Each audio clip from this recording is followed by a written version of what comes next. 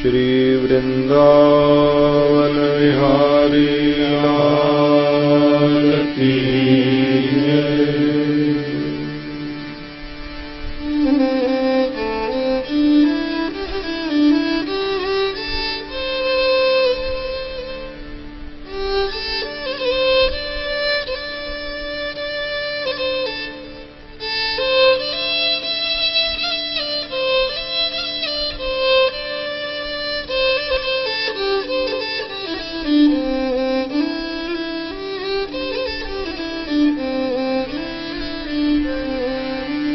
सच्चिदानन्दरूपाय विश्वोत्पत्त्यादिहेतवे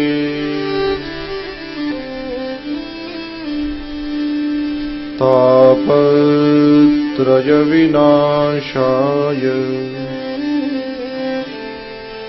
श्रीकृष्णाय वयं नुमः।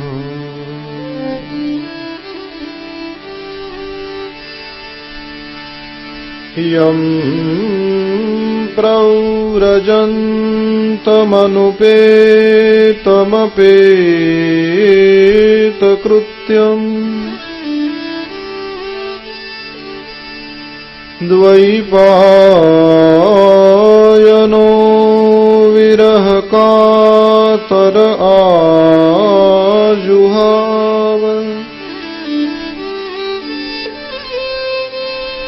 पुत्रेति तन्मयतया तरवोभिनेदु तं सर्वभूतहृदयं मुनिमानतोऽस्मि।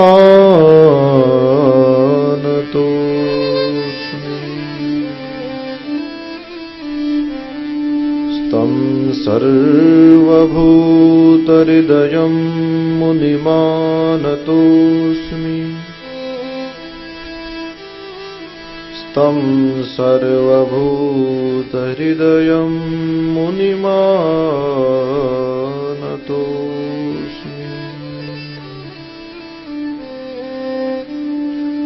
बोलिए श्री सुखदेव जी महाराज की जय। सद्गुरु देव की जय।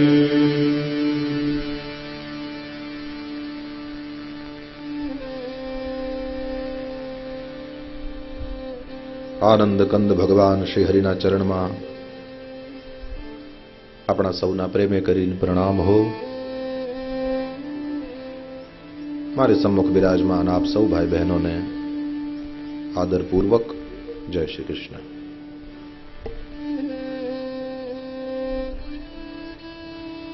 આવો ચિત્તને સાવધાન કરીએ અને શ્રીમદ ભાગવતના મહિમાનું ગાયન કરીએ। ગઈકાલે ભગવાન શ્રી કૃષ્ણના સ્વરૂપનું આપણે સૌએ દર્શન કર્યું। સચ્ચિદાનંદ રૂપાય શ્રી કૃષ્ણ સચ્ચિદાનંદ સ્વરૂપ છે, વિશ્વની ઉત્પત્તિ આદિના હેતુ છે, ત્રણેય તાપના વિનાશ માટે આપણે શ્રી કૃષ્ણને વંદન કર્યા। શ્રીમદ ભાગવતના મહિમાનો જ્યાં પ્રારંભ કરે છે, પહેલા જગતગુરુ શ્રી કૃષ્ણને વંદન, હવે સદગુરુદેવ શ્રી સુખદેવજી મહારાજને પ્રણામ કર્યા છે। યમ પ્રવ્રજन्तमनुपेतमपेतकृत्यम्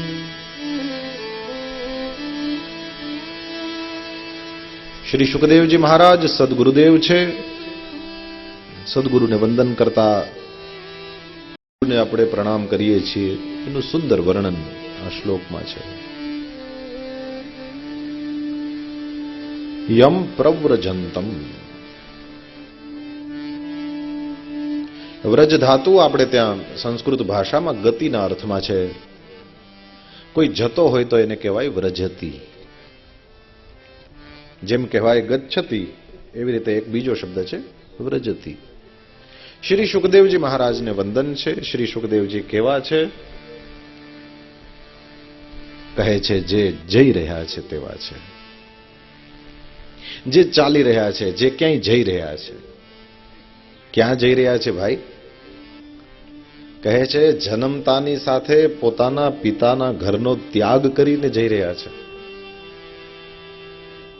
પિતાના ઘરનો ત્યાગ કરીને તો ઘણા જાય, ઘણા નીકળી જાય છે, પરંતુ શ્રી સુખદેવજી મહારાજ જન્મતાની સાથે. કયો જન્મતાની સાથે કોઈ ચાલી ના શકે? કયું સુખદેવજી ચાલી શકે? કારણ કે સુખદેવજીની ઉંમર 16 વર્ષની હતી. માતાના ઉદરમાંથી એ શરીર પ્રગટ થયું ત્યારે 16 વર્ષની ઉંમરનું છે. આની પાછળ એવી કથા છે, શ્રી સુખદેવજી મહારાજનો જ્યારે જન્મ થયો એ સમયે ઉંમર 16 વર્ષની છે. એમ કેમ કહેવાય છે? કહે છે માતાના ઉદરમાંથી શ્રી સુખદેવજી મહારાજ બહાર પધારતા જ નહોતા. કોઈ જગ્યાએ શ્રી વેદવ્યાસજીના પત્નીનું નામ ઘૃતાચી નામની અપ્સરા છે એવું વર્ણન પણ મળે છે. કોઈ જગ્યાએ અરણી સતી નામના એક અરણી દેવી કરીને એના પત્ની હતા એવું પણ સાંભળવામાં આવે છે. ઘણી જગ્યાએ ઘણા લોકો નામ પૂછતા હોય, આનું નામ શું હતું, આનું નામ. શ્રવણના આંધળા મા બાપનું નામ શું હતું, સુદામાની પત્નીનું નામ શું હતું, દુર્યોધનના હહરાનું નામ શું હતું, દશરથના પિતાનું નામ તો ભાગવતમાં લખેલું છે, પરંતુ દશરથની માનું નામ શું હતું, આવું લોકો પૂછ્યા કરે. કદાચ તમારા મનમાં પણ ક્યારેક કોઈ સમય આવો પ્રશ્ન થયો હશે, સુદામાને બાળકો હતા તો સુદામાના બાળકોના નામ કેમ દેખાતા નથી, રાધાના બાપાનું નામ શું હતું, રાધાના માનું નામ શું હતું, વગેરે વગેરે. દેવકીથી 8 દીકરા થયા હતા, 8મા શ્રી હરિ થયા એનું તો સૌને ખબર છે, પરંતુ આના પહેલા જે 7 બાળકો થયા એમાં એક દાઉજીને બધા ઓળખે, પણ બીજા 6 ના નામ. આવી રીતે લોકો પૂછતા હોય છે. આપ ધ્યાન રાખજો, આપને આજે અત્યારે હું આપને જે વાત કહી રહ્યો છું આખી જિંદગી કામ લાગશે. શાસ્ત્રોમાં જેનું નામ નથી, સમજી લેજો એણે આપણને શીખવા મળે એવું કંઈ કર્યું નથી. આ શાસ્ત્રો મને ને તમને, મારું ને તમારું જીવન સુધરે એના માટે થઈને લખાયા છે, અને આની અંદર આપણું જીવન સુધરે. અત્યારે આપણું જે જીવન છે એની અંદર આપણને જે પ્રોબ્લેમ્સ આપણે ફેસ કરવાના છે અને આપણી સામે જે જે વસ્તુઓ આવશે એ બધી વસ્તુઓને કેવી રીતે જીતવી, કઈ પરિસ્થિતિમાં કેમ વર્તન કરવું, એ શીખવા માટે લખાણા છે. જેના જીવનમાંથી મને ને તમને એવો કોઈ બોધ પ્રાપ્ત થતો નથી એના નામ લખાણા નથી. 5 પાંડવોને દ્રૌપદી સિવાય પણ પત્નીઓ હતા. દ્રૌપદીને ગણો તો યુધિષ્ઠિરને 2 પત્ની, ભીમને 3, અર્જુનને 4, પણ એકેયના નામ. કારણ કઈ નહીં, એ લોકો હતા નહીં એવું નથી. અર્જુનની પત્ની હોય કોઈ જેવી તેવી ન હોય, પરંતુ એણે મને ને તમને કામ લાગે એવું કંઈ કર્યું નથી એટલે એનું નામ લખાણું નથી. પણ દ્રૌપદી એવું ઘણું બધું કર્યું છે એટલા માટે એનું નામ આ શાસ્ત્રોમાં છે. સીધી વાત. આખી જિંદગી કામ લાગશે. ક્યારેય પણ કોરવાનું મન થાય, મળી જાય, બહુ સરસ. શાસ્ત્રોમાં લખ્યા છે. આ કૃષ્ણના જે મોટા 6 ભાઈઓ છે એના નામ ઘણી 2 વખત આવે, પણ વસ્તુ એનું કંઈ મને ને તમને ઉપયોગ નથી. દેવકીના પેટેથી જન્મેલા એ છોકરાઓને કંસે થોડાક મોટા થયા, નારદજી આવીને સમજાવે છે ત્યાં બધા 6 ને મારી નાખ્યા. એ લોકોએ પોતાના જીવનમાં એવું કાંઈ કર્યું નથી કે મને તમને શીખવા મળે, તો એનું નામ જાણીતું નથી. ઈઝી.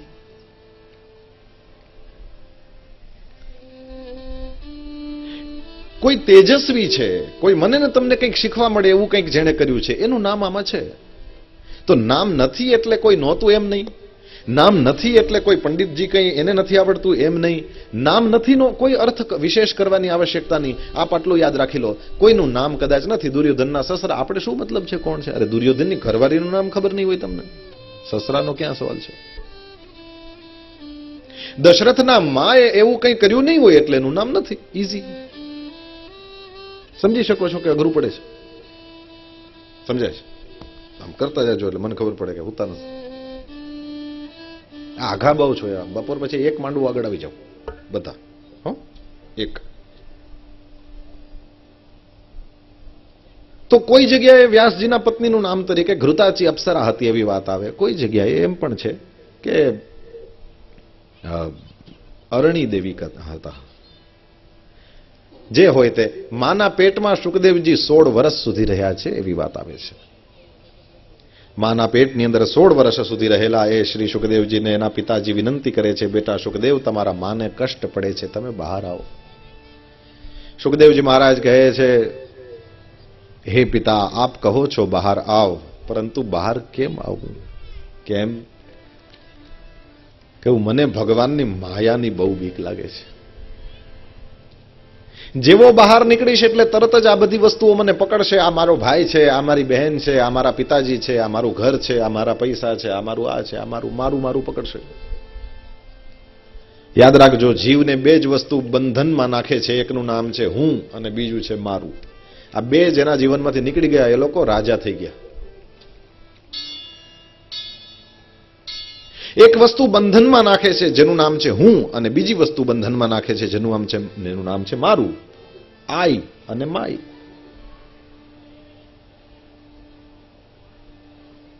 મને ભગવાનની માયાનો ડર લાગે છે પિતાજી, હું નહીં આવું બહાર. ધીરે ધીરે સમય વ્યતીત થવા લાગ્યો, નીકળતો ગયો સમય, નીકળતો ગયો. 16 વર્ષનો સમય. અને પછી એક સમયે ડર લાગે છે. શ્રી શુકદેવજી મહારાજની પાસે આ શ્રી કૃષ્ણને શ્રી વેદવ્યાસજી લઈ આવે છે. માના ગર્ભની અંદર રહેલા શુકદેવજીની સામે દ્રષ્ટિ કરી ભગવાન દ્વારિકાધીશે અને પ્રભુ કહે છે, શુકદેવજી, મારું તમને વરદાન છે, હું તમને વચન આપું છું, મારી માયા તમે જન્મી જાશો પછી પણ તમને પકડશે નહીં. માને કષ્ટ થાય છે, આપ બહાર આવો.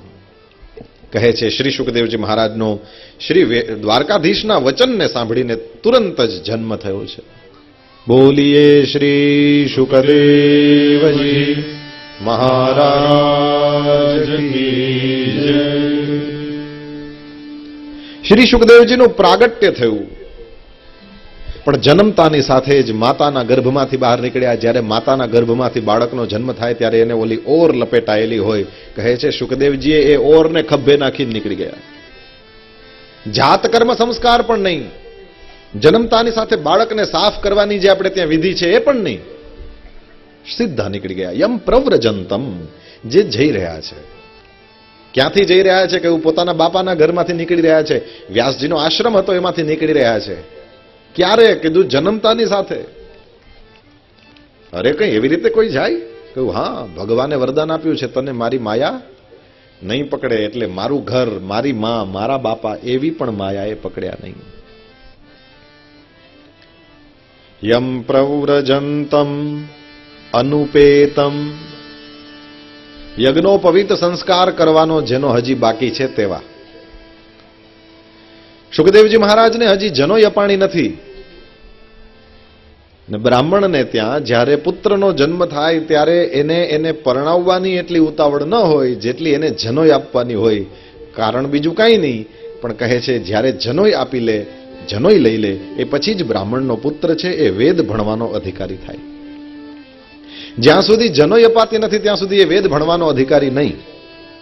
અને એટલા માટે થઈને વ્યાસજી એ છોકરાની પાછળ દોડે છે, અરે બેટા નહીં જા, તું થોડીક વાર ઉભો રહી જા, હું તને જનોય આપી દઉં, પછી તારે જ્યાં જઈને વેદ ભણવા હોય ભણજે, પણ આ એક મારી ફરજ છે, મારે પૂરી કરવા દે. પુત્રનું પ્રાગટ્ય થાય એ પછી જનોય આપવાની હોય એના બાપાએ. વ્યાસજી પાછળ દોડે છે, નહીં જા નહીં જા, પણ શુકદેવજી ઉભા ના રહ્યા. જનોય લેવાય ઉભા ન રહ્યા. એમાં તો કઈ ખોટું નહોતું, તો પણ ઉભા ના રહ્યા. બ્રાહ્મણ કેટલી ગાંઠો લઈને ફરતા હોય છે જુઓ. પેલી ગાંઠ ધોતીમાં હરખી બાંધવી પડે, પહેરતા હોય એને ખબર હોય. ધોતીમાં ગાંઠ, પછી ચોટીમાં ગાંઠ, ગાંઠ માર્યા સિવાય કોઈ પણ કર્મ કરો એ નિષ્ફળ જાય. ધોતીમાં ગાંઠ, ચોટલીમાં ગાંઠ, પોથીમાં ગાંઠ અને જનોઈ એમાં તો 3 ગાંઠ. ધોતીમાં ગાંઠ, ચોટીમાં ગાંઠ, પોથીમાં ગાંઠ, જનોઈમાં ગાંઠ અને કામ જગતની ગાંઠું ખોલવાના. બ્રાહ્મણની શું ફરજ છે? જ્યાં ગાંઠ પડી ગઈ હોય વચ્ચે પડે, ખોલાવે. પુત્ર હું તને જનોઈ આપી દઉં, પણ સુખદેવજી મહારાજ કહે છે જનોઈ લેવા માટે થઈને ઉભો નહીં રહું. પિતાજી, યજ્ઞોપવિત પણ સંસ્કાર છે અને સંસ્કારની જરૂર ત્યાં જ્યાં જરા વિકાર હોય. અને સુખદેવજી મહારાજને જુઓ, જન્મતાની સાથે સહજ વૈરાગ્ય, કોઈ જાતને માયા મમતાના બંધન જ નથી. સંસ્કારની જરૂર ત્યાં જ્યાં વિકાર હોય. અહીંયા તો વિકાર જ નથી એટલે સંસ્કારની જરૂર નથી. વિકાર એટલે કચરો, સંસ્કાર એટલે તમે વાળો છો. તો કચરો હોય તો વાળવાનું હોય ને. આ સરસનું કોઈએ સાફ કરી રાખ્યું છે, હવે અહીંયા પાછી સાવરણી મારવાની જરૂર નહીં. વિકાર છે જ નહીં એટલે સંસ્કારની જરૂર નથી. સુખદેવજી મહારાજ નીકળી ગયા. પાછળ વ્યાસજી દોડતા દોડતા જતા હતા ને.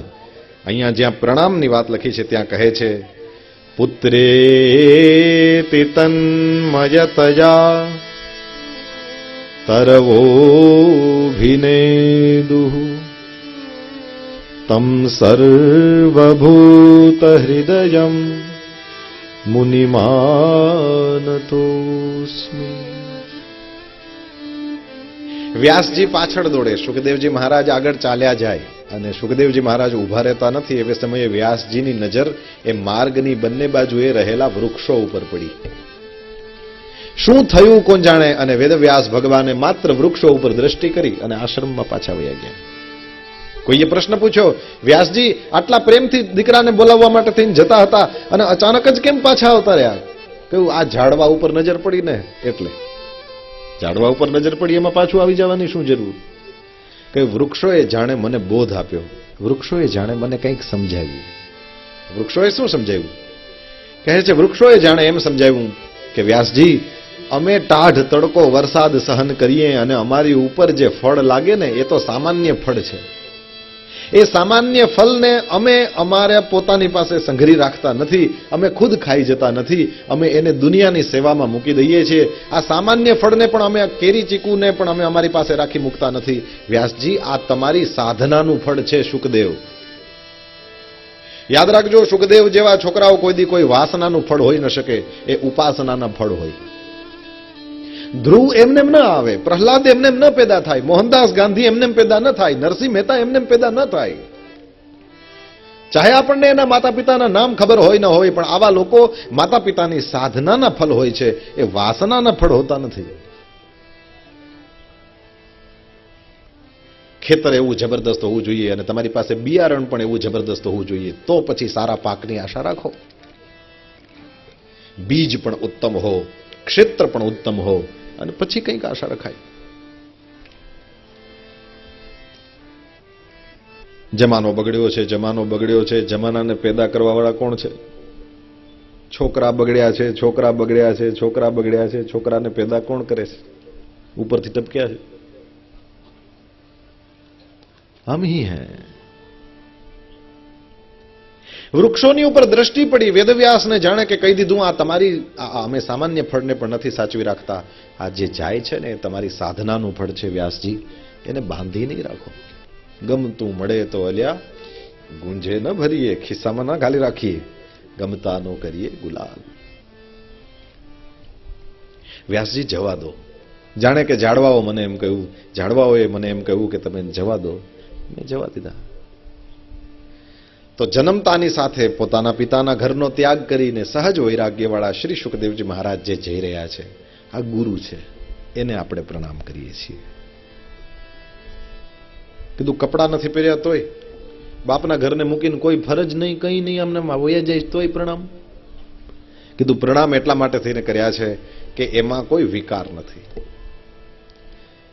પ્રણામ એટલા માટે કર્યા છે કે જાણે ઝાડવાઓએ પણ એના વતી વ્યાસજીની સાથે દલીલ કરી છે. આપણા વતી કોઈ દલીલ ના કરે, આપણા વતી કોઈ જડ ઝાડવા દલીલ કરે તે દિવસે સમજી લેવાનું આપણામાં હવે કોઈ રહ્યો, આપણે સંપૂર્ણ સંસ્કારી થઈ ગયા. તો જ્યાં સંસ્કાર છે, મારો ને તમારો દેશ, આ ભારતની અમુક પરંપરાઓ છે, આપણે ઉંમરને પગે નથી લાગતા. વાળ ધોળા થઈ ગયા તે શું થયું? ઉંમર કેટલી છે એનાથી કઈ ફરક નથી પડતો. આપણે કેવી રીતે જીવીએ છીએ એનું બહુ જ મહત્વ. પ્રહલાદ મોટો કે હિરણ્યકશિપુ? ધ્રુવ મોટો કે રાજા ઉત્તાનપાદ? ભરત મોટો કે કૈકેયી? ઉંમરમાં તો બીજા લોકો મોટા છે, પરંતુ આચરણ જુઓ તો એ લોકો મોટા દેખાતા નથી. અને આપણે ત્યાં ઉંમરને કોઈ પગે લાગતું નથી, આપણે ત્યાં આચરણને જ વંદન થાય છે. વિષ્ણુ સહસ્રનામનું પારાયણ કરીએ છીએ. આચાર પ્રભવો ધર્મ. આચરણને જ ધર્મ કહે છે, વાતો કરવાને ધર્મ કહેતા નથી. યાદ રહે, વિચારો ઉચ્ચ હોય બહુ અદ્ભુત વાત છે. આપણા ઉચ્ચારો પણ ઉચ્ચ હોય બહુ સારી વાત છે. પણ જ્યાં સુધી આચાર આપણો ઉચ્ચ નથી ત્યાં સુધી બધી વાતો ગપગોળા છે. સારું બોલે એને આદર આપો, પણ બોલે એ પ્રમાણે જીવે એને આધીન થાઓ. જેના જીવન બંધન છે. વેશ તો કોઈનો કેવો, કોઈનો કેવો. કોકને આ બાજુ આ કપડું રાખવું ગમતું હોય, કોકને વળી આમ કંઈક ગમતું હોય છે. હે, કોકને વળી થાકી જાય તો આમ રાખવું ગમતું છે, કોકને આ વસ્તુ જ નહીં હોય. ઇસસે પ્રણામ કરોગે? આનો કોઈ અર્થ નથી. કોક સફેદ પહેરે છે, હા, કોઈ પીળા પહેરે છે, કોઈ ગુલાબી પહેરે છે. પ્રણામી ધર્મમાં જાઓ, પ્રણામી સંપ્રદાયમાં એના સાધુઓ ગુલાબી વસ્ત્રો પહેરે, કેસરી કપડાં પહેરનારા કાળા કપડાં પહેરે. એનાથી કાંઈ ફરક પડતો. આચરણ કેવું છે? સુખદેવજી મહારાજને આપણે એટલા માટે થઈને વંદન કરીએ છીએ કે શ્રી સુખદેવજી મહારાજનું આચરણ એટલું શુદ્ધ છે. ગુરુ એને કહીએ જેનું આચરણ શુદ્ધ હોય. આપણે ત્યાં અમરમાનું પદ આમ બોલું, તમને શુદ્ધ રે જાણીને અમે સેવિયા, તમને શુદ્ધ રે જાણીને અમે સેવિયા. તમને શુદ્ધ રે જાણીને અમે સેવિયા. તમને શુદ્ધ રે જાણીને અમે સેવિયા. મારા રુદિયામાં દિવસ ને રાત એ જો ગંધર્વ ભલે ને જાગિયા.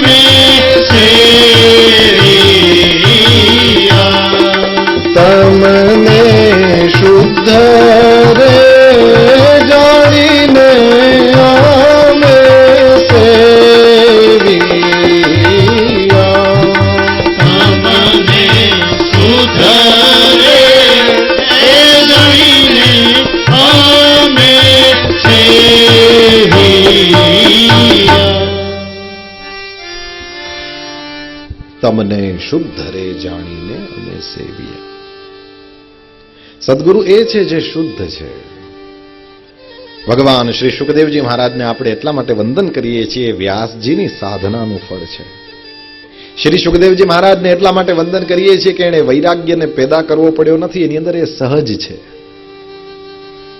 ધર્મ સહજ હો, જ્ઞાન સહજ હો, વૈરાગ્ય સહજ હો, પછી એને મઠારી શકાય, એને પેદા ના કરી શકાય. મઠારવાની મારી ને તમારી જવાબદારી. આપણી અંદર કઈ વસ્તુ પડી હોય તો એને આપણે મઠારી શકીએ, પણ આ અમુક ક્વોલિટી એવી છે જે આપણી અંદર જ હોય.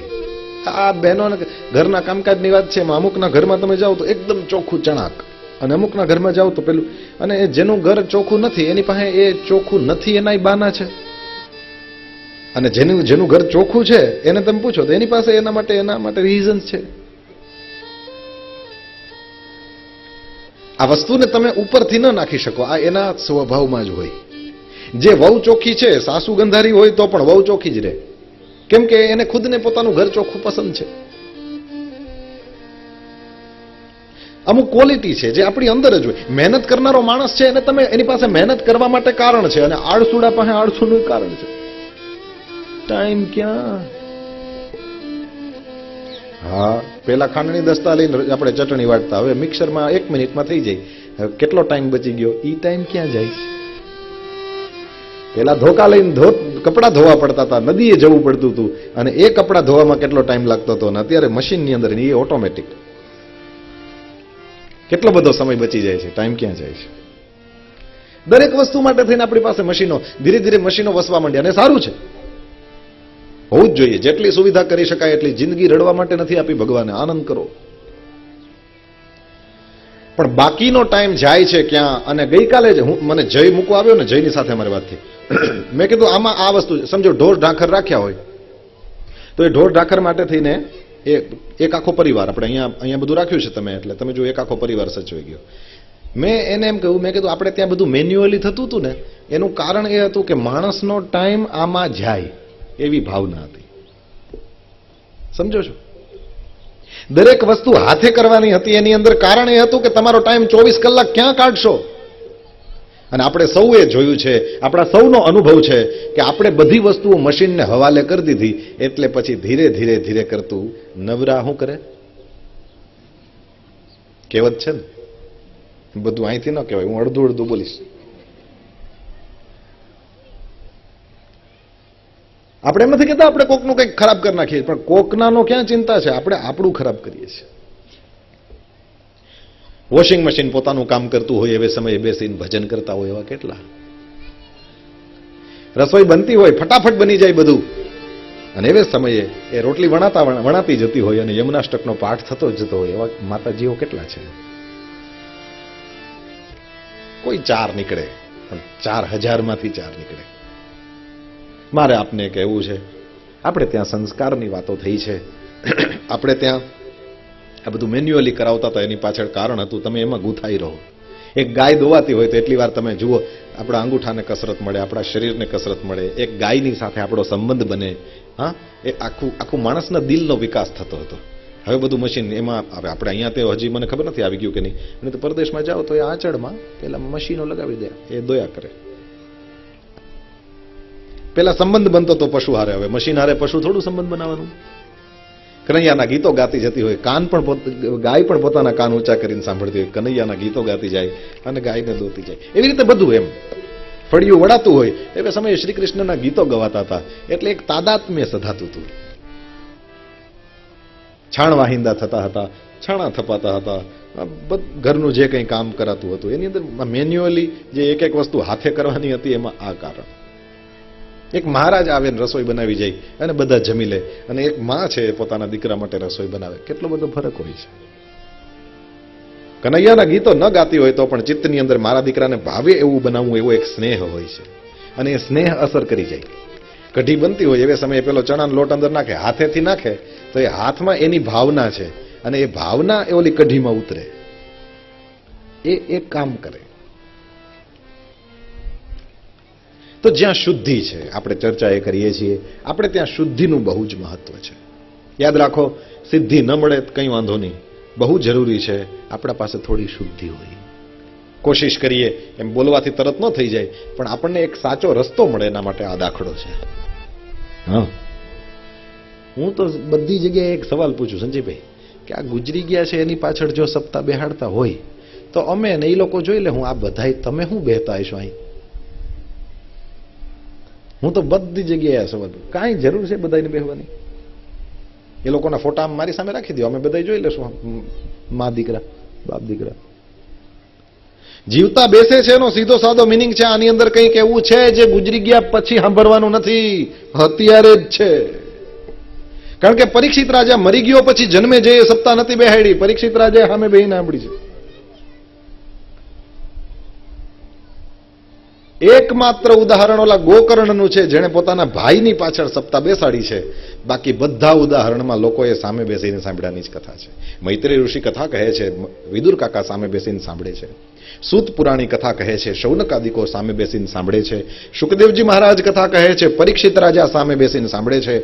ભગવાન મહાદેવ કથા કહે છે, ભવાની સામે બેસીને સાંભળે છે. યાજ્ઞવલ્ક્ય કથા કહે છે, ભરદ્વાજજી સામે બેસીને સાંભળે છે. કાગભૂષુંડી કથા કહે છે, ગરુડજી સામે બેસીને સાંભળે. બધા ઉદાહરણ આવા જ છે. સામે બેસીને સાંભળવાનું આમાં કંઈ હોત નહીં તો થોડું ગોઠવત. તો શુદ્ધિનું વિશેષ, આપણી પાસે સિદ્ધિ ન હોય કંઈ ફરક નથી પડતો, પણ શુદ્ધિનું બહુ જ મહત્વ છે. એવા શુદ્ધ ગુરુદેવ શ્રી શુકદેવજીના ચરણમાં આપણા સૌના અતિ આદરપૂર્વક કથાના પ્રારંભે આપણે વંદન કરીએ છીએ. બધી જ કથાનો પ્રારંભ નૈમિષારણ્યથી થાય, એટલે આ કથાનો પ્રારંભ પણ નૈમિષારણ્યથી થાય છે. નૈમિષારણ્યની એ પવિત્ર ભૂમિ ચક્રતીર્થ છે અને વૃક્ષના રૂપમાં ત્યાં ભગવાન બિરાજે છે.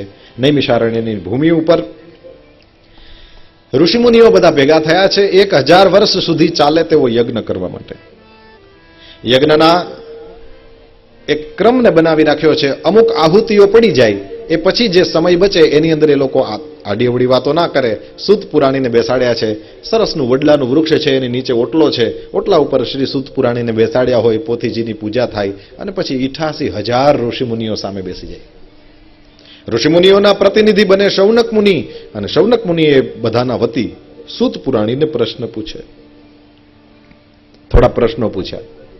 શૌનક મુનિ આગળ આવ્યા છે, સૂત પુરાણીને વંદન કર્યા અને પછી પ્રશ્ન પૂછે છે.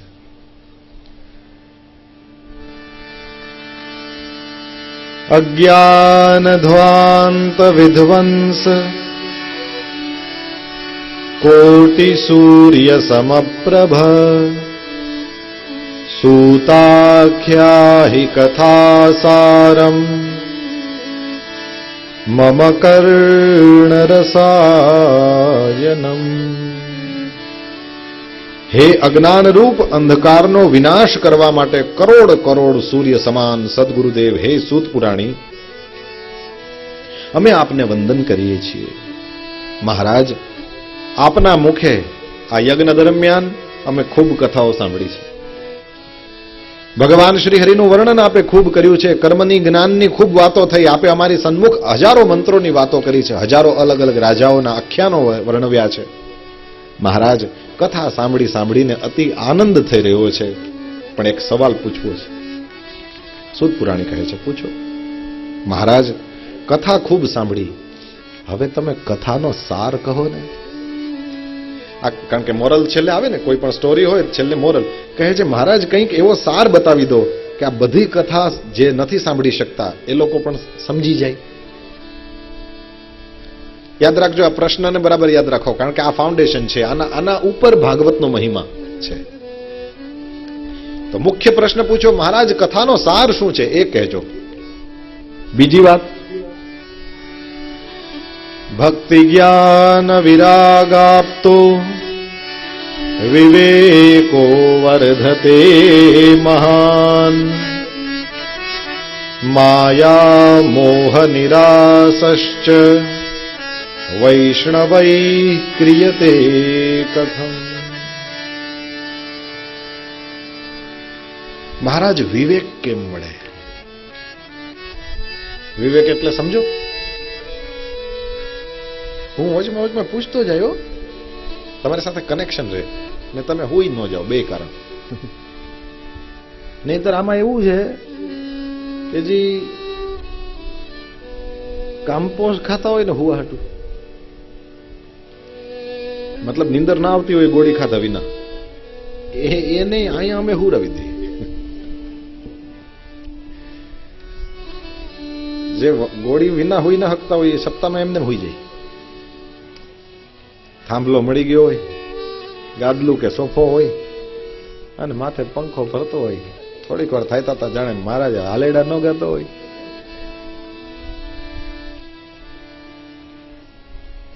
સો જા રે, સો જા રે, સો જા રે, तुम्हें लोरी सुना. એવું નથી આવતું અહીંયા, હોઈ નહીં જતા. તો પ્રશ્ન પૂછ્યો, વિવેક એટલે શું? વિવેક એટલે શું થાય જાણો? વિવેક કેને કહેવાય? શું બોલવું, શું ના બોલવું, વિવેક. શું ખવાય, ના ખવાય, વિવેક. કોની પાસે બેસાય, કોની પાસે ના બેસાય, વિવેક. ક્યાં જવાય, ક્યાં ન જવાય, વિવેક. શું જોવાય, શું ન જોવાય, વિવેક. મહારાજ વિવેક કેમ વધે કહો? આપણામાં વિવેક છે, ઉંમર આવતી જાય, ઉંમર જેમ મોટી થતી જાય એમ આપણી અંદર વિવેક આવતો જાય. ધીરે ધીરે તમને ખબર પડતી જાય શું કરાય, શું ન કરાય, આમ તેમ. યા તો માર ખાઈને, યા તો બીજાના અનુભવથી, યા તો કોઈ આપણને વાત કરે અને આપણે સમજી જઈએ. એ રીતે કોઈ પણ રીતે પણ વિવેકના અનેક આવવાના રસ્તા છે. આપણી અંદર જેમ ઉંમર આવતી જાય એમ વિવેક આવતો જાય. પણ અહીંયા બહુ સરસ વાત લખી છે. કહે છે મહારાજ વિવેક દેજો, પણ કેવો વિવેક? કહે છે જેની અંદર ભક્તિ, જ્ઞાન અને વૈરાગ્ય ત્રણેય વસ્તુ હોય એવો વિવેક. ભક્તિ એટલે પ્રેમ. વિવેક હો પણ પ્રેમ યુક્ત હો. આજે મારું એકાદશીનું વ્રત છે, આજે મારે એકટાણું કરવાનું છે. કદાચ કોઈના ઘરે મહેમાન થયો, સામેવાળાએ અતિશય પ્રેમથી મને કંઈક ખાવાનું કહ્યું. મેં એક વખત કીધું કે મારે એકાદશીનું વ્રત છે, સામેવાળો ન માન્યો, હજી પ્રેમથી આગ્રહ કરે છે. મેં બીજી વખત કહ્યું એકાદશીનું વ્રત છે, હું એકટાણું કરું છું, એટલે સામેવાળો કદાચ એમ કે એકટાણું રાત્રે કરી લેજો. તો વિવેક છે એમાં પ્રેમ ભળે તો એ વિવેક મને સમજાવે કે મારે જડની જેમ પકડી રાખવાની જરૂર નથી. સામેવાળો પ્રેમથી આપે છે. શાસ્ત્રમાં લખ્યું છે કોઈ પ્રેમથી આપે તો ખાવું જોઈએ. આ થયો પ્રેમપૂર્ણ વિવેક. વિવેક તો ખરો કે ભાઈ એકાદશીના દિવસે એક સમય નથી ખાવાનું, પણ એ વિવેકમાં પ્રેમ ભળવું જોઈએ. નહીતર ઘણી વખત વિવેકમાં જડતા ઘૂસી જાય. પેલો હોય વિવેક પણ જરા કઠોર, અને કઠોર વિવેક નહીં કામનો. થોડો પ્રેમ હોવો જોઈએ. બીજું એની અંદર જ્ઞાન હો, સમજણ હો. જેની અંદર સમજણ છે એવો વિવેક હોવો જોઈએ. કઈ સમયે કઈ વસ્તુને કઈ રીતે કરાય એની સમજણ હોવી જોઈએ. ત્રીજી વાત, એની અંદર વૈરાગ્ય હો. વૈરાગ્યનો અર્થ કહ્યું જે કામનું નથી એને છોડી દેવાની ભાવના. જે તમને કામ લાગે એમ નથી એવા વિવેકને પણ છોડો. નહીં ઇન્દ્ર, આમાં ભાગવતમાં કથા આવે છે ને, ગોવર્ધનનો યજ્ઞ કરાવ્યો કૃષ્ણે. તો એ ઇન્દ્રનો યજ્ઞ ચાલતો હતો અને બંધ કરાવ્યો, એવું છે ને. ગિરિરાજ ગોવર્ધનનો યજ્ઞ શરૂ કરાવ્યો ત્યારે ઇન્દ્રનો બંધ કરાવ્યો, કૃષ્ણએ યજ્ઞ બંધ કરાવ્યો. બોલો, કૃષ્ણ મને તમને બતાવે છે જે કામનું નથી એને છોડવાની હિંમત રાખો. ગુરુજી પ્રવચન કરવા બેસતા ને ઓલું બિલાડું આશ્રમમાં આટા મારે તો ગુરુજી કે એને તમે બાંધી દો, એટલે એ હારું આમ વચમાં ના આવે. કારણ કે ગુરુજી પ્રવચન કરતા હોય, બિલાડું આવે, ગુરુજીના શરીર આરે પોતાનું શરીર ઘસે, વળી પાછું ખોરામ બેહી જાય, વળી શિષ્યોની પાસે જાય, ન્યા એના ખોરામ બેહી જાય. એટલે ગુરુજીએ કીધું આ પ્રવચન હાલતું હોય એટલી વાર બિલાડું નડે ને એ નહીં હારું, એટલે એક કામ કરો બાંધી દો એને.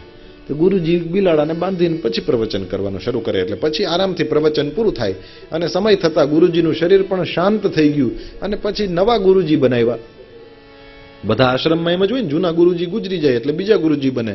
એમાં બીજા ગુરુજીને બનાવ્યા, ત્યાં સુધી ઓલું બિલાડું તો કેદીનું વયું ગયું હતું, એ કંઈ થોડું ત્યાં ઊભું રહેવાનું છે. તો જ્યાં નવા ગુરુજીને બનાવ્યા અને ગુરુજીને હાંજે કીધું કે આપણે ત્યાં તો પ્રથા છે હાંજે 5 થી 6 1 કલાક તમારે પ્રવચન કરવાનું. એટલે ગુરુજી ગાદીએ બેઠા, પણ ગુરુજી ગાદી બેહીને પહેલી વહેલી શું વાત કરી કે પેલા બિલાડું બાંધો.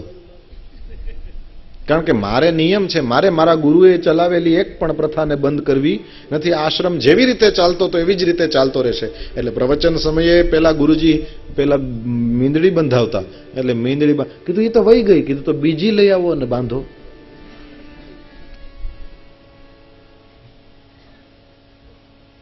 નકામી વસ્તુઓને છોડવાની પણ મારી તમારી પાસે એટલી હિંમત હોવી જોઈએ. આ ખાલી બિલાડા બાંધવાની વાત નથી. એવી ઘણી પ્રથાઓ, એવી ઘણી ખોટી વાતો ઘૂસી ગઈ છે, એને છોડવાની આપણી પાસે એટલે ગટ્સ હોવા જોઈએ આપણી પાસે. તો ભક્તિ, જ્ઞાન અને વૈરાગ્યથી પરિપૂર્ણ, મતલબ કે પ્રેમ, સમજણ અને નકામી વસ્તુઓને છોડવાની હિંમત, આ બધી વસ્તુઓથી યુક્ત થયેલો વિવેક કેમ વધે એ કહો. ત્રીજી વાત, ઇહ ઘોરે કલૌ પ્રાયો જીવશ્ચાસુરતામ ગતઃ ક્લેશાક્રાંતસ્ય તસ્યૈવ શોધને કિમ પરાયણમ. કલિયુગની અંદર જીવ આસુર ભાવાપન્ન થયો છે. મહારાજ, જીવની અંદર અસુરતા ઘૂસતી જાય છે. અસુર, આ શબ્દને ખોલો તો બે શબ્દ છે. એકનું નામ અસુ, બીજું છે ર. અસુ એટલે પ્રાણ, પોતે, અને ર એટલે એમાં રમે છે તે, જેને કેવળ પોતે જ દેખાય છે, પોતાના સિવાય કોઈ વસ્તુ મગજમાં બેસતી નથી, બીજું કોક છે એવું ધ્યાનમાં આવતું જ નથી. અસુર. હા, દેવકીના 8મા દીકરાથી મારું મોત લખ્યું હોય તો દેવકીને જ મારી નાખો, એટલે દેવકીનો 8મો દીકરો જન્મે જ નહીં. આ અસુર.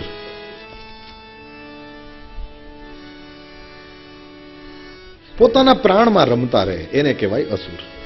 ધીરે ધીરે કલિયુગમાં તમે જુઓ, આનું આધિપત્ય, આની આપણા ઉપર આ વસ્તુ સવાર થતી જાય છે.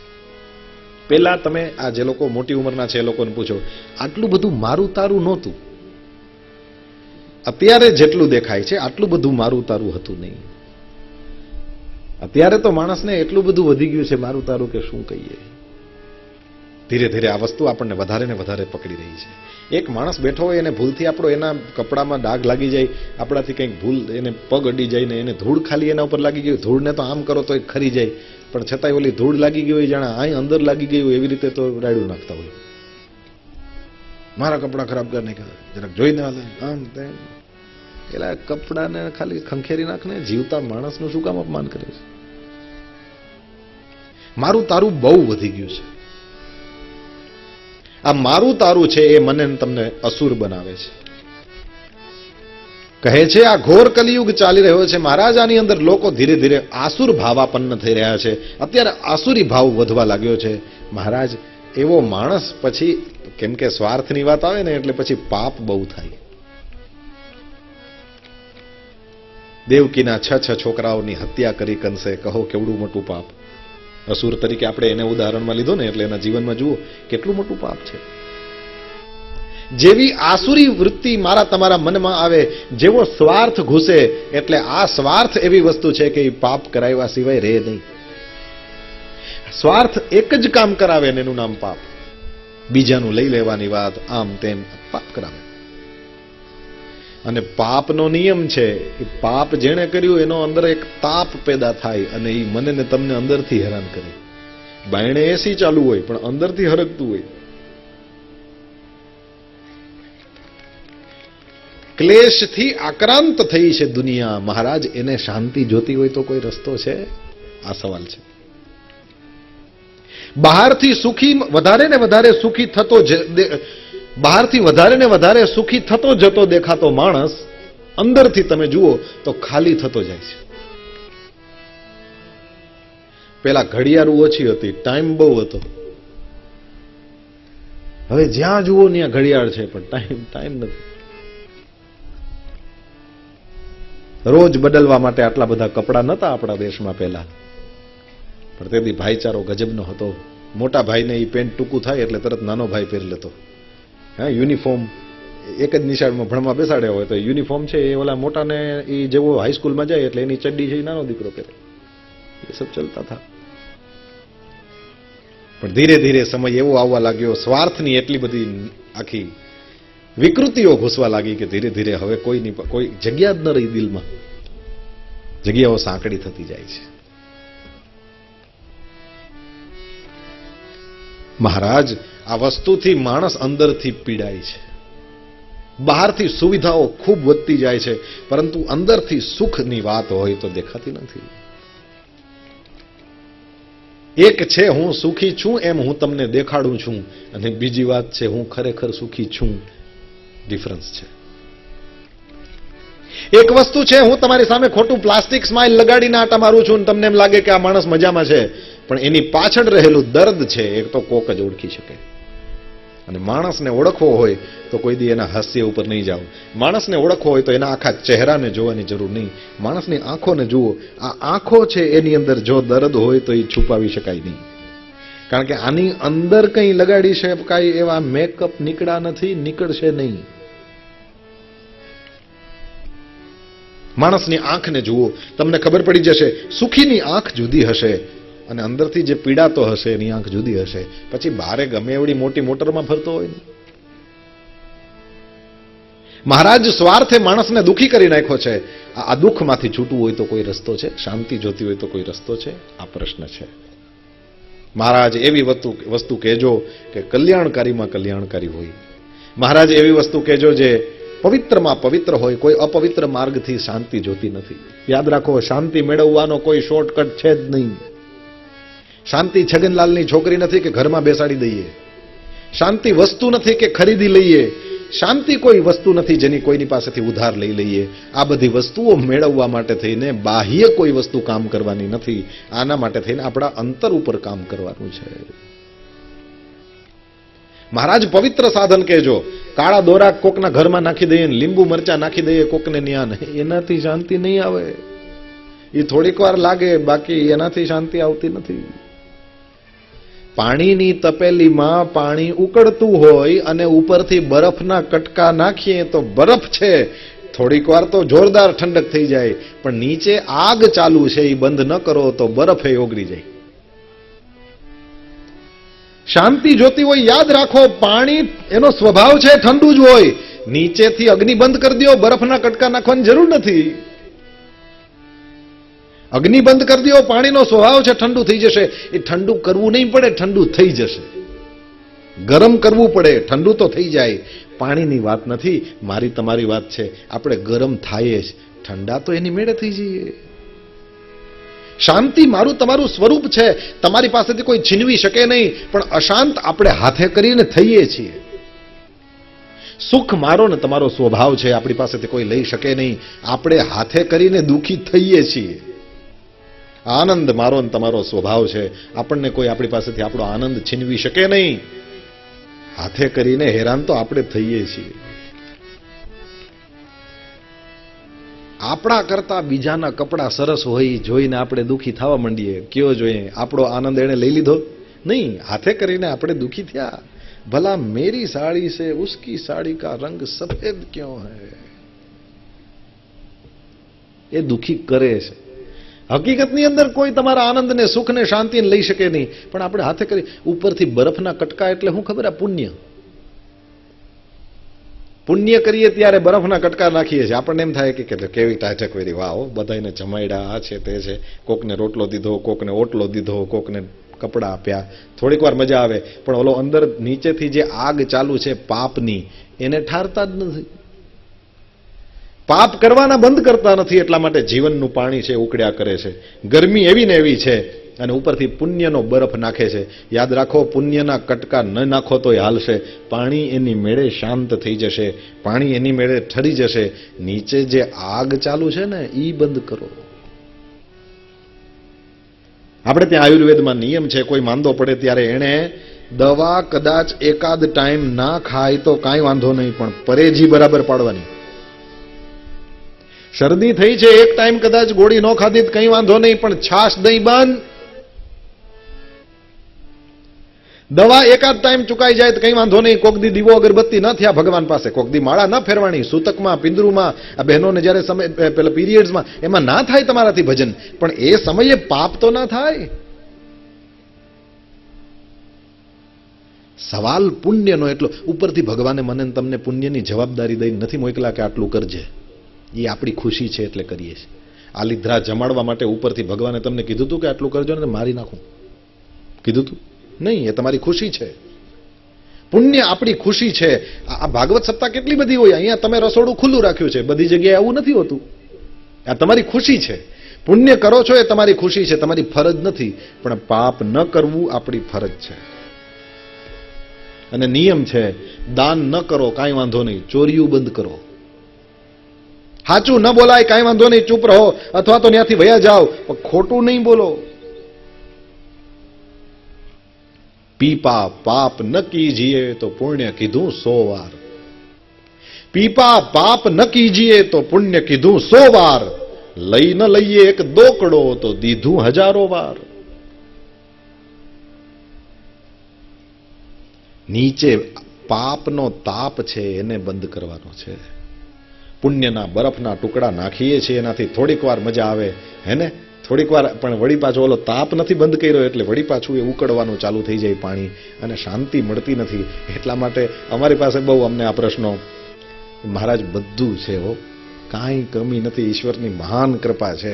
બહારથી દેખાય ને એ બધુંય છે, પણ અંદર કંઈ નથી.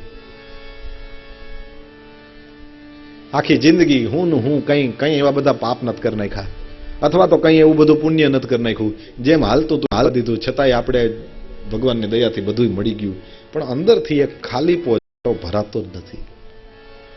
બધુંય કરી ઉતરીએ એવે સમયે વળી પાછું એમ થાય કે આમાં હું મળ્યું, અને ત્યારે જવાબ છે 0. મહારાજ, આ ખાલીપો કેમ ભરાય? ક્લેશાક્રાંતસ્ય તસ્યૈવ શોધને કિમ પરાયણમ, આ સવાલ છે. મહારાજ, પવિત્ર સાધન દેજો, કલ્યાણકારીમાં કલ્યાણકારી સાધન દેજો, અને કંઈક એવી વાતો કરજો કે જેનાથી કૃષ્ણની પ્રાપ્તિ થાય. અમે આપને વંદન કરીએ છીએ, અમને આના જવાબો આપો. શ્રી સૂત પુરાણી પ્રસન્ન થયા છે. સૂત પુરાણી કહે છે, શૌનકજી, પ્રશ્નોના જવાબ તમને જરૂર મળે. કથાનો સાર કહીશ. બીજી વાત, વિવેક જોઈએ છે, વિવેક પણ મળશે. અને ત્રીજી વાત, શાંતિ જોતી હોય તો શાંતિ કેવી રીતે મળે એનો પણ ઉપાય આપીશ. પણ ચા પી લે પછી આપું. કૃષ્ણ કનૈયા લાલ કી જય.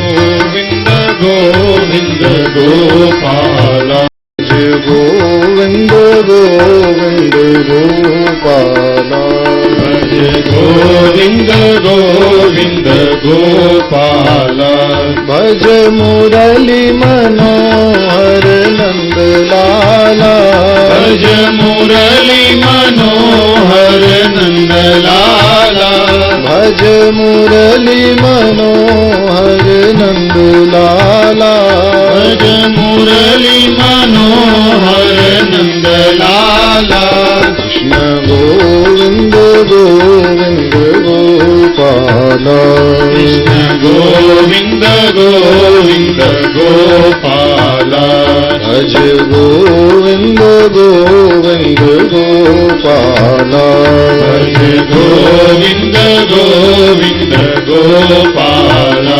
ભજ મુરલી મનોહર નંદલાલા, ભજ મુરલી મનોહર નંદલાલા, ભજ મુરલી મનોહર નંદલાલા, ભજ મુરલી મનોહર નંદલાલા, કૃષ્ણ ગોવિંદ ગોવિંદ ગોપાલ, ગોવિંદ ગોવિંદ ગોપાલ, કૃષ્ણ ગોવિંદ ગોવિંદ ગોપાલ, કૃષ્ણ ગોવિંદ ગોવિંદ ગોપાલ, ભજ મુરલી મનોહર નંદલાલા, ભજ મુરલી મનોહર નંદલાલા, ભજ મુરલી મનોહર નંદલાલા, ભજ મુરલી મનોહર નંદલાલા, કૃષ્ણ ગોવિંદ ગોવિંદ ગોપાલ, ગોવિંદ ગોવિંદ ગોપાલ, કૃષ્ણ ગોવિંદ ગોવિંદ ગોપાલ, ગોવિંદ ભજ મુરલી મનોહર નંદ લાલા ભજ મુરલી મનોહર નંદલાલા ભજ મુરલી મનોહર નંદ લાલા ભજ મુરલી મનોહર નંદલાલા કૃષ્ણ ગોવિંદ ગોવિંદ ગોપાલા ગોવિંદ ગોવિંદ ગોપાલા કૃષ્ણ ગોવિંદ ગોવિંદ ગોપાલા કૃષ્ણ ગોવિંદ ગોવિંદ ગોપાલા હે ભજ મુરલી મનોહર નંદ લાલા ભજ મુરલી મનોહર નંદલાલા ભજ મુરલી મનોહર નંદ લાલા ભજ મુરલી મનોહર નંદલાલા કૃષ્ણ ગોવિંદ ગોવિંદ ગોપાલા ગોવિંદ ગોવિંદ ગોપાલા કૃષ્ણ ગોવિંદ ગોવિંદ ગોપાલા ગોવિંદ ગોવિંદ ગોપાલા કૃષ્ણ ગોવિંદ ગોવિંદ ગોપાલા કૃષ્ણ ગોવિંદ ગોવિંદ ગોપાલા કૃષ્ણ ગોવિંદ ગોવિંદ ગોપાલા કૃષ્ણ ગોવિંદ ગોવિંદ ગોપાલા કૃષ્ણ કનૈયા લાલ કી.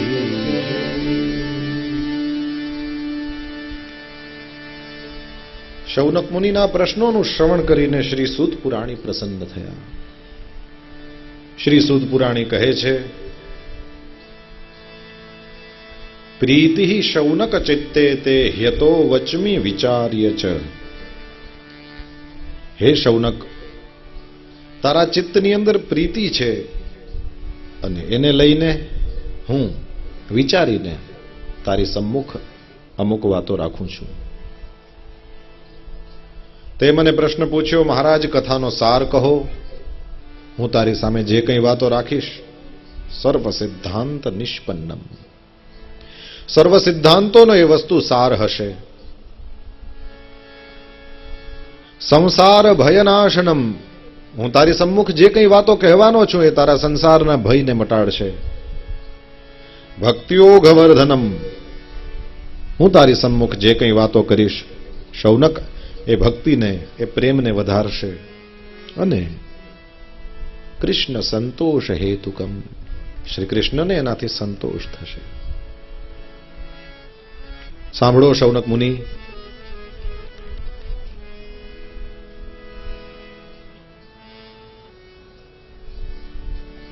માણસને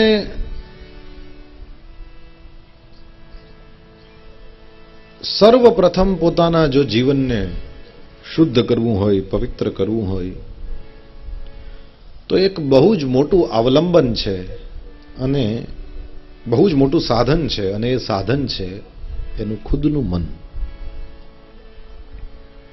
મનવા તું રાવણ તું રામ. માણસનું મન એવી અદ્ભુત વસ્તુ છે કે એ મન પોતે પોતાની રીતે માણસને ક્યાંનો ક્યાં લઈ જાય છે. યાદ રહે, તમે જે કંઈ છો એ તમારું મન છે. તમારું મન છે એ જ બહાર જ્યારે વિસ્તરે છે ત્યારે તમારું તન બની જાય છે.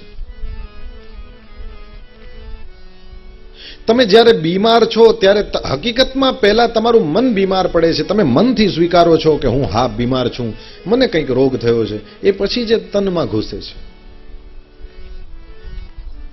મનનો જ ફેલાવ છે જેને કહે છે તન. એક વખત મનથી તમે તમારી જાતને અનુભવો છો, હું સુંદર છું, એટલે એની મેળે તમારું તન છે એ તમારા મનને ફોલો કરે, હા હું સુંદર છું.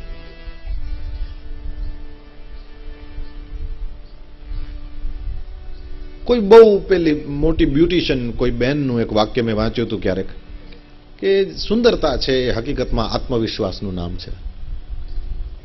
પેલા જે મેગેઝિન્સ આવે છે ને એ એની કોઈ એડિટર હતી અને એણે બહુ સરસ બોલી કે હકીકતમાં આત્મવિશ્વાસનું નામ સુંદરતા છે. કોસ્મેટિક્સના આ ને તેને છે એ બધા એને મઠારવામાં, હકીકતમાં આત્મવિશ્વાસને સુંદરતા કહે છે.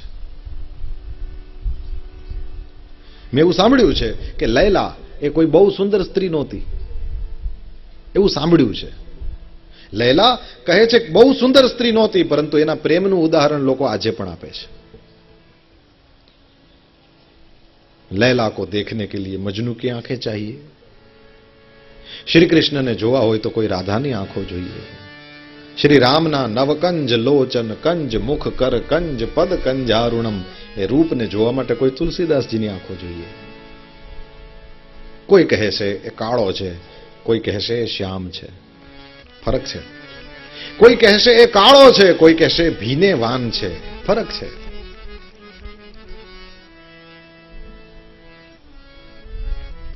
તો મનનો જ ફેલાવ છે જેનું નામ તન છે. તમે અંદરથી એક વખત સ્વીકારો છો કે હા, મને ભગવાનનું સ્વરૂપ, ભગવાનનું ગુણ, ભગવાનનું નામ, ભગવાનની લીલા પસંદ છે, એની મેળે જ તે તમારું તન એને ફોલો કરે. જ્યાં ભગવાનની વાતો થતી હોય, જ્યાં સારી વાતો થતી હોય, ત્યાં તમારા પગ એની મેળે જશે. અંદરથી તમને એક વખત કોઈ ગંદી વસ્તુ ગમી ગઈ, એની મેળે તમારા પગ એ બાજુ જશે. સવાલ મનનો છે, મનનો આધાર છે. તમને પંચાત પસંદ છે કે પરમાત્મા પસંદ છે, આધાર મન છે. એક વખત તમારા મને સ્વીકારી લીધું, પછી આગળ તમે એના ઉપર કામ કરી શકશો. જ્યાં સુધી મન નથી ત્યાં મન ચંગા, કથરોટ મેં ગંગા. મનમાં બહુ સામર્થ્ય છે. જ્યારે જીવનને સુધારવાનું મન થાય ત્યારે પહેલું જેના ઉપર કામ કરવાનું છે એનું નામ છે મન. ભગવદ્ ગીતાનું આપ પારાયણ કરતા હશો તો આપને ખબર હશે, 10મા અધ્યાયની અંદર ભગવાને વિભૂતિઓ બતાવી છે, અને એમાં મન છે એ ઇન્દ્રિયોની અંદર ભગવાનની વિભૂતિ છે. ઇન્દ્રિયાણામ મનશ્ચાસ્મિ, ઇન્દ્રિયોની અંદર હું મન છું. આ મન નથી, આ મોહન છે. મોહનને જે રીતે હાચવવાનો હોય એ રીતે મનને હાચવો. મોહનને હવારે નવડાવો છો ને, એવી રીતે મનને પણ હવારે નવડાવો. તમે જ્યારે દીવો અગરબત્તી કરો છો, તમે જ્યારે પ્રાર્થના કરો છો, અહીંયા બધા સુખી થાવ, અહીંયા કોઈને કોઈ રોગ ન નડે, અહીંયા બધાનું કલ્યાણ થાવ, અહીંયા બધા સુખી થાવ, આવી ભાવના વ્યક્ત કરો છો ને, ત્યારે જેમ લાલાજીને નવડાવીએ ને આપણે, એવી રીતે તમે તમારા મનરૂપી લાલાજીને નવડાવો છો. પ્રાતઃકાલ જ્યારે જે સમયે તમે ભગવાનની પૂજા કરો છો, એવી રીતે તમે તમારા મનની પૂજા કરો છો જ્યારે તમે સારા વિચારો કરો છો. મન મોહનને નવડાવો, અને પછી જેવી રીતે માં છોકરાને નવડાવીને પછી તૈયાર કરીને કહી દે કે હવે જા રમવા, એવી રીતે પછી એક વખત સવારના અડધો કલાક સ્નાન કરાવી લીધું, 15 મિનિટ સ્નાન કરાવી લીધું, એ મનને તૈયાર કરી લીધું, ભગવાનના ભજનથી એના શ્રૃંગાર કરી લીધા, અને એ પછી એ મનને કહો હવે જા રમવા, હવે નોકરીએ જા, હવે ધંધે જા, હા હવે રસોઈ બનાવ, હવે ઘરનું કામકાજ કર, અને હવે સંસારની અંદર એ મનને મોકલો. અને યાદ રાખજો, છોકરા રમવા જાય એટલે એના કપડા ધૂળથી મેલા થાય. સૌનો અનુભવ છે. છોકરા રમવા જાય એટલે એના કપડા ધૂળથી મેલા થાય. એવી રીતના જ્યારે આપણું મનમોહન છે એ પણ જ્યારે સંસારમાં જશે એટલે રજોગુણથી, રજ એટલે ધૂળ, રજોગુણથી એ મેલા થશે. એ મેલા થયેલા મનને વળી પાછું હાંજે રમીને ઘરે આવે ત્યારે વળી પાછા તમે દીવો અગરબત્તી કરો છો, ત્યારે વળી પાછા એને બાલકૃષ્ણને સ્નાન કરાવો છો. ये ऐसा ही है जैसे किसी बच्चे को संभालते हो, ये ऐसा ही है जैसे किसी बच्चे के साथ आप खेलते हैं, ये ऐसा ही है जैसे किसी बच्चे को आप संभालते हैं. મન નથી, મોહન છે. એટલા માટે મનથી વિરોધ નહીં. મનને મારી નાખો, મનને બાંધી લ્યો, મનનું આમ કરી નાખો, તેમ નહીં. મોહન છે, મન નથી. અને મનની સાથે એ રીતે રમો જે રીતે તમે મોહનની સાથે. મોહનને રોજ નવા વસ્ત્ર, મનને રોજ નવું ચિંતન. મારા ગુરુદેવ કહે છે, શ્રોતા છે એ બાલકૃષ્ણ છે, વક્તા છે એ યશોદા છે. અને એ અહીંયા વાંચવાનું હોય એટલી વાર સુધી શું કરે છે, કહ્યું જ્યારે વાંચવાનું નથી હોતું ત્યારે પોતાના મનની એ મથાણીને લઈને એ જેવી રીતે જશોદા ઓલું માખણ વલોવતા હોય, છાશ વલોવતા હોય ને માખણ કાઢે, એવી રીતે જ્યારે વાંચવાનું નથી ને ત્યાં ઉતારે લાડવા ખાઈને હુઈ નથી જવાનું, ત્યાં એણે પોતાનું મંથન કરવાનું છે. અને એ મંથનથી જે આપણને નવનીત પ્રાપ્ત થાય એ સવારના પોરમાં અહીંયા આવવાનું, અને આટલા બધા બાલકૃષ્ણ સામે બેઠા છે એને એ માખણ, એ નવનીત, એ શ્રોતારૂપી બાલકૃષ્ણને ખવડાવવાનું છે. કથા તો એની એ છે, પરંતુ એનું નિત્ય નવીન ચિંતન. કથા તો એની એ છે, પરંતુ નિત્ય નવીન એના સ્વરૂપ પર આપણે એના વિચાર કરવાના છે અને એના દ્વારા શ્રોતારૂપી જે બાલકૃષ્ણ છે એને નવીન માખણ આપણે આપવાનું છે. લાડવા ખાઈને હુઈ જવા માટે અહીંયા બેસાડતા નથી. મન છે, મન ભગવાનની વિભૂતિ છે.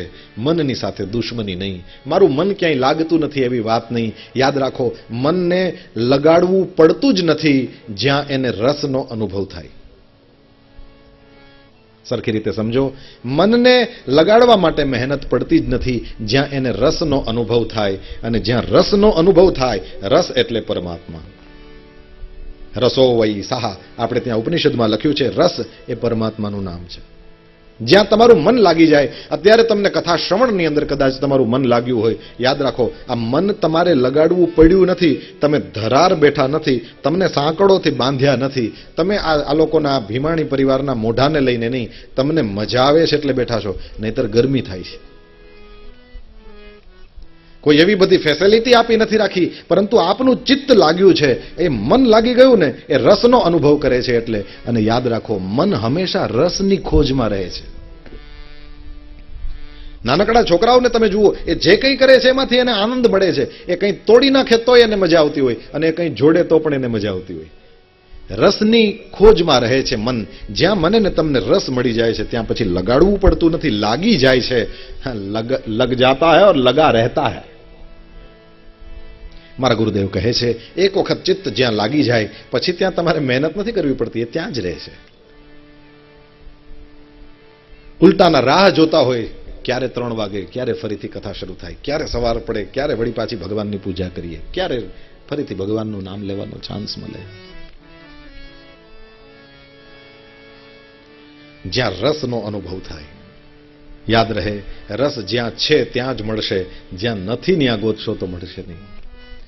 જેની શોધમાં તમે છો, તમને સુખ જોઈએ, તમને શાંતિ જોઈએ, તમને આનંદ જોઈએ, જ્યાં મળશે ત્યાં જ મળશે. જ્યાં હશે ત્યાં મળશે, જ્યાં હોય જ નહીં ત્યાં મળે કેમ? સંસારમાં સુખ હોત તો કોકને મળી ગયું હોત. કરોડો માણસો, અબજો માણસો આ દુનિયા ઉપર અત્યારે 6 અબજ છે, એકાદાને તો મળી ગયું હોત. સંસારમાં સુખ હોત તો મને ને તમને મળી ગયું હોત. સંસારમાં સુખ નથી. આ સરસનું ઊનનું વસ્ત્ર છે, આ ગમે તેટલી ઠંડી લાગતી હોય, મને તમને કામ લાગે, પણ જેવી ગરમી પડવાની શરૂ થાય, આ વસ્ત્રને ધીમેકથી ઉતારીને માણસ આમ મૂકી દે. સંસારમાં સુખ હોય, બરફીમાં સુખ હોય, તો ડાયાબિટીસ વાળાને પણ એવી જ મજા આવવી જોઈએ. પેંડો જેને ભાવતો નથી એને તમે ખવડાવો તો એ ખાતો નથી, અને જેને બહુ ભાવે એ પોતાની કેપેસિટી કરતા પણ વધારે ખાય. પેંડામાં સુખ હોય તો બધાઈને એક હરખી મજા આવવી જોઈએ. આપણો અનુભવ છે, બધાઈને એક હરખી મજા આવતી નથી. સંસારમાં સુખ ગોતવાનો મતલબ છે જાણે કે કોઈ મેડિકલ સ્ટોરમાં જઈને તમે કહો છો 5 કિલો ઘઉં આપો ને. મેડિકલ સ્ટોરની અંદર જે ઊભો હશે હસશે અને પછી કહેશે ઉપર બોર્ડ તો વાંચેલા, અહીંયા ઘઉં હોય. એમાં સંસાર ઉપર બોર્ડ મારેલું છે, અસારઃ ખલુ સંસારઃ, અસારઃ ખલુ સંસારઃ દુઃખ રૂપી વિમોહકઃ. 3 છે આના લક્ષણ. સંસાર કેને કહેવાય? પહેલી વાત, અસાર, જેમાં કોઈ સાર નથી. અસાર આ નહીં સમજશે, હે ને? સંસાર અસાર છે, આની અંદર કોઈ સાર નથી. બીજું, દુઃખરૂપી, દુઃખ જ આનું સ્વરૂપ છે. અને ત્રીજું, વિમોહક, મોહક છે. ચમક એવી છે, ફસાઈ જાય માણસ. આ રોશનીના બલ્બ ચાલુ કર્યા હોય, તમે જુઓ એને, હે ને, આમ જોયા, આપણે થાય જોયા જ કરીએ, પણ એને આમ જોયા કરો તો તમારો ટાઈમ વયો જાય. રોશની ખાલી કરી છે, એના સામું ઊભું રહીને જોયા નથી કરવાનું, બીજી કંઈક ઉજવણી કરવાની છે. ફટાકડા ફૂટે, આમ સરસનું આખું પેલું. હવે તો એવા સરસ ફટાકડા આવ્યા, તમારે કંઈ લખવું હોય તો લખાઈ જાય છે. ઓસ્ટ્રેલિયામાં એક વખત જોયેલો, એ ઓલું પ્રવચન પૂરું થયું, થેન્ક યુ ભાઈ શ્રી, લખેલું. એવા ફટાકડા આવી ગયા છે હવે. આપણે અહીં ભારતમાં તો મેં નથી જોયા. આવી ગયા છે? હજી નથી પહોંચ્યા. એવા ફટાકડા બની ગયા છે કે જેની અંદર તમારે કંઈ લખાવવું હોય તો તમે લખાવી શકો. પછી ફટાકડો ફૂટે અને જેની એનિવર્સરી હોય એ લોકોના નામ લખાઈ જાય, કે જેના લગ્ન હોય એના નામ. એવી રીતના ફટાકડા આવી ગયા છે. પણ એ કેટલી સેકન્ડ? વિમોહકઃ. આ ફૂલ ઉગે છે, આનો કલર, આની સુગંધ, આનું રૂપ, આને જોઈએ કેટલો આનંદ આવે, સાંજે કરમાઈ જાય. સંસારનું આ સ્વરૂપ છે, ગમે એટલું સુંદર દેખાય, આનો સદુપયોગ કરો, આને હૈયે વળગાડીને ફરશો નહીં, આ સાંજ પડે કરમાઈ જવાનું છે. વિમોહકઃ. અને જુઓ મજા, સંસાર કેવો છે? વિમોહક. અને કનૈયો કેવો છે? મોહન. મોહમાં આય નાખે છે સંસાર, અને ઓલોય મોહમાં નાખે છે. પણ ઓલા મોહમાં જે પડ્યા એના જીવનમાંથી મોહ દૂર થશે, અને જે આના મોહમાં પડ્યા. શિયાળામાં તાપણું કરવા માટે થઈને આપણે અગ્નિ પેટાવીએ, અને ઓલા નાના નાના જીવડા આજુબાજુમાં આટા મારતા હોય, એ જ અગ્નિના રૂપને જોઈને આવે અને એમાં જ પડે, બળે અને મરે. જ્યારે શ્રી કૃષ્ણની પાસે જે કોઈ ગયા એણે તો એની પાસેથી પ્રકાશ લીધો, એનો ભય દૂર થયો, એનો અંધકાર દૂર થયો, એની તો ખીચડી પાકે. અસારઃ ખલુ સંસારઃ દુઃખરૂપી વિમોહકઃ. સંસાર અસાર છે, સંસાર દુઃખરૂપી છે, સંસાર વિમોહક છે. મેડિકલ સ્ટોર છે, ઘઉં ન માગો, મળશે નહીં. નિત્ય સુખ જોઈએ, નિત્ય શાંતિ જોઈએ, નિત્ય આનંદ જોઈએ. આ બધી વસ્તુઓ જેને જોઈએ છે એવો માણસ યાદ રાખે, જ્યાં મળે ત્યાં માંગો, જ્યાં મળે નહીં ત્યાં થોડું મંગાય. જે જગ્યામાં જે વસ્તુ મળતી નથી એના માટે થઈને ગોતવાની કોશિશ કરીએ. ફરીથી એ જ વાત, મહારાજ બધુંય છે, શાંતિ નથી. બધું એટલે છે કે તું ગોતતો તો એમાં. એક બાયણા વાળું ફ્રીજ હતું, 2 બાયણા વાળું કાઢ્યું. બાયણું ખોલીને પાણી લેવું પડતું હતું, એને બદલે ન્યા નળમાં દબાવ્યો ભેગું પાણી નીકળે એવું માંગ્યું. અમુકના તો ફ્રીજ જો આપણે કબાટ, કપડા રાખવાના કબાટથી મોટા ફ્રીજ આવી ગયા છે. આ ખોલે દુકાન ખોલી હોય એવું લાગે. અંદર ભર્યું હોય બધું પણ ભૂખ ન હોય.